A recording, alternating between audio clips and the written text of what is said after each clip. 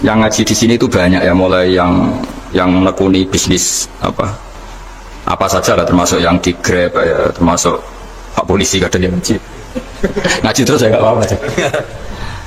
Dan semua saya itu termasuk kiai yang nggak pati suka ada pertanyaan, bukan karena apa ya, makanya tak batasi juga. Karena pertanyaan itu biasanya itu dipikir dari rumah, terus tema yang pokok itu gak pati di rumah, no, sementing kok iso takok. Jika itu ya, ini nama-nama yang jada tanya, caranya pejabat jodoh kan ribet nanti.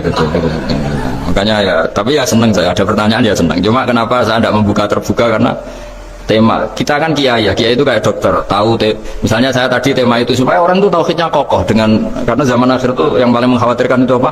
Tauhid. Tapi kalau tanya ini diberi hak, itu orang kan sudah punya pikiran sendiri mau ditanyakan, padahal itu subjektivitas dia. Sehingga tanya ya sudah sekadar. Tapi ya nggak apa-apa, tetap saya senang. Cuma nggak boleh banyak-banyak. Dua itu sudah kebanyakan. Yang kedua tak jawab serius.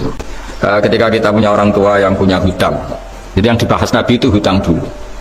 Itu karena hak adami. Hak adami itu tuntutan. Jadi kalau dalam kitab fikih itu ada istilah haqqullah mabniun alal musamahah wa haqqul adami mabniun alal musyahah. Jadi kalau hak Allah itu Allah lebih rileks, karena Allah itu tidak butuh disembah, tidak butuh dipuja-puja, Allah sudah terlalu besar, Al-Qayyum sudah besar sendiri, sehingga Allah itu mudah, ngabaikan haknya itu mudah. Tapi kalau hak adami, bawaan manusia itu kalau hartanya dibawa orang itu ingat terus, sehingga harus diselesaikan. Maka Nabi kalau mau mensolatkan dananya tanya punya utang enggak. Tapi kalau orang itu misalnya enggak sholat atau apa, itu Nabi masih ringan, yang ditanyakan imannya. Bukan berarti kita nyepelekan sholat, enggak. Tapi memang agama ini yang diprioritaskan itu hak adami. Sholat itu super penting, bukan penting lagi super penting. Makanya pertanyaan tadi tak luruskan dulu. Anak cucunya itu prioritas itu mikir utang dulu. Karena ini yang hak adami gitu. Ya. Nah, setelah utang itu selesai, baru dipikirkan menurut sebagian ulama, anak ini boleh mengkodoi sholat yang ditinggalkan orang tuanya. Atau dikafaroi, misalnya per sholat nilainya sekian terus dibayarkan ke fakir miskin. Tapi pertanyaan seperti ini sepertinya mengganggu. Mengganggu itu begini, takutnya jadi masif. Jadi masif itu gini, berhubung ada solusinya. Ini yang tanya orang mana tadi? Soalnya ini orang Solo ini harus dikasih tahu ini. Berhubung ada solusinya, jangan-jangan kita yang kaya. Misalnya Pak Yusuf atau Bu Sulis kaya, atau nak punya tabungan, nak saya tidak usah sholat ya, nanti gampang.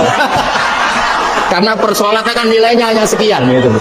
Umur saya kan paling tinggal berapa, itu cukup lah apa? Iya cukup untuk mengganti, itu kan ribet. Makanya solusi itu ya kadang tidak baik, karena nanti dipakai saya naik gitu. Makanya dulu itu terkenal ada guyonan, seorang kiai ditanya, ini guyonan nyata, Pak Kiai, katanya Kiai itu orang suci, tapi kadang-kadang kok maksiat juga. Si Kiai ini jawabnya ngawur sekali, justru yang boleh maksiat tuh Kiai, kamu nggak boleh. Terus kenapa Pak Kiai? Dia tahu caranya tobat, kamu nggak tahu. Jadi yang melanggar hukum itu kan yang pakar hukum, tahu itu, tahu ilmunya, cara melanggar tapi nggak bisa dipidanakan. Punya penghapusnya, ya punya penghapusnya, itu kan ribet kan. Artinya gini ya, yang orang Solo tadi, kalau kadung terjadi orang tua kita ada sholat, kalau kadung terjadi orang tua kita ada sholat, atau pernah meninggalkan sholat, kita sebagai kiai itu punya cara supaya yang untung tuh fakir miskin. Misalnya kita fatwa dikasih fidyah atau fida atau apa. Tapi ini bukan cara yang jadi solusi, karena takutnya nanti jadi gerakan masif tadi. Gerakan tidak usah sholat diganti, ya itu kan ribet jadi. Tapi kalau sama ingin berbuat baik sama orang tua yang nggak pernah sholat, saran saya satu, hak adamnya selesaikan dulu, karena memang dalam syariat Islam nomor satu itu hak. Masyhur itu kan ketika ada jenazah Nabi itu nggak tanya orang itu sholat nggak, yang tanya kan punya utang nggak gitu. Sehingga kalau di kampung-kampung di mana-mana kalau ngelepas jenazah kan, kalau ada hak adami diambil alih keluarga supaya mayit ini ketemu Allah tanpa ada hak adami kan gitu, semuanya kan ya kan yang diselesaikan kan adami dulu, utang piutang itu tadi. Ya gitu ya, jadi tidak semua solusi itu baik, karena takutnya tadi apa? Jadi gerakan tadi. Makanya kita jadi kiai sering bingung gitu, karena mau nggak fatwa itu ada yang tanya, mau fatwa takutnya tadi. Misalnya kita kan paling umurnya tinggal berapa, dihitung saja per sholat, terus bilang ke anaknya, nak saya tidak usah sholat, nanti ini aja bayarkan itu. Nah jadi ribet. Nah, yang pertanyaan pertama tadi tentang apa? Yang banyaknya ini penceramah. Nah, menceramah. Itu agak provokatif. Beda itu ada dua, beda karena bodoh. Nah, itu memang harus kita tinggalkan. Yang beda karena bodoh. Ada beda karena rumus ilmu. Itu harus kita hormati. Saya punya sekian bukti beda ya kalau karena bodoh tentu kita tinggalkan. Tapi kalau karena rumus ilmu yang beda, misalnya gini. Saya kiai yang lama di kota. Saya akan lama kerja di Jogja. Mungkin perasaannya orang kota itu kalau ketemu tetangga, misalnya saya kiai. Udah kalau ketemu tetangga itu gak usah tanya. Ya kalau ketemu biasa aja, tidak usah tanya, tidak usah ramah, biasa aja.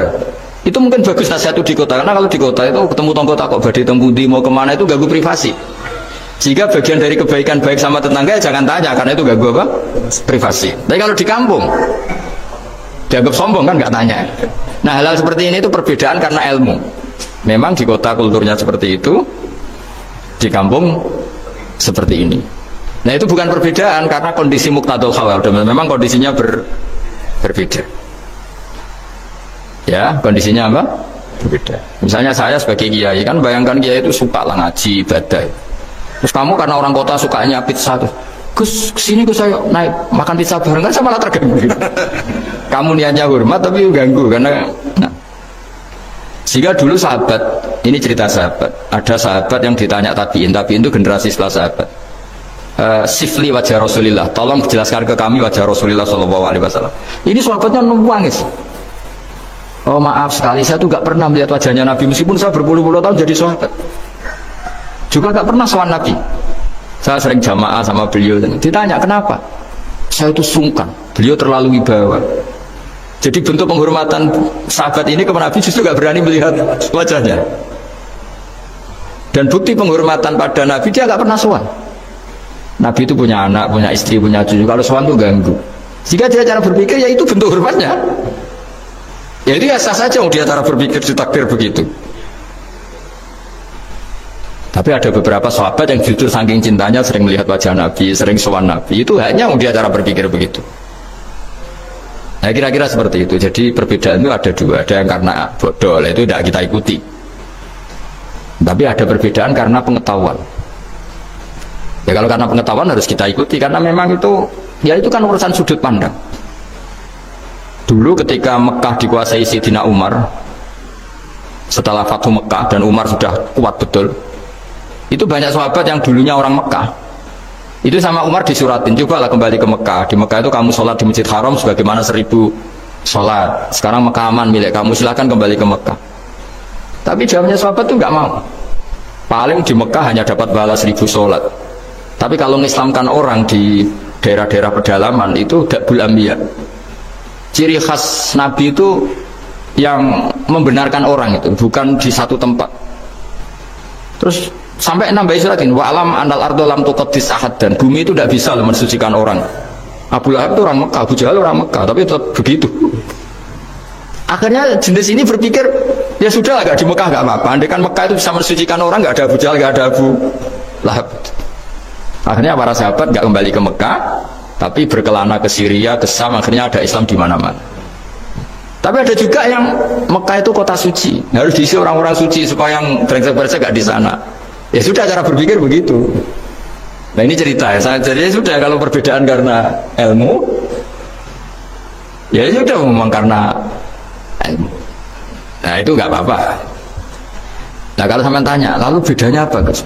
Yang beda karena ilmu karena ya lihat saja, kalau dia orang pinter bacanya banyak berarti bedanya karena ilmu. Tapi kalau nggak pinter kok berbeda ya berarti karena tidak tahu. Ya kira-kira seperti itu.